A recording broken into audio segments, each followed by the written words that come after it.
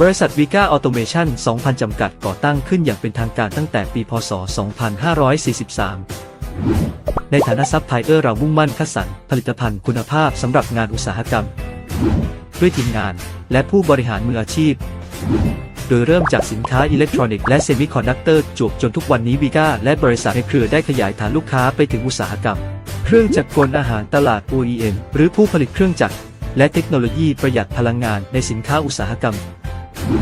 นอกจากนี้เรายังมีทีมงานวิศวกรที่มีความชำนาญงานและพนักงานขายที่พร้อมให้คำปรึกษามอบผลิตภัณฑ์คุณภาพบริการด้วยใจทั้งนี้ในปัจจุบันบริษัทเป็นผู้แทนจำหน่ายอย่างเป็นทางการในผลิตภัณฑ์คุณภาพสูงจากหลากหลายแบรนด์ระดับโลก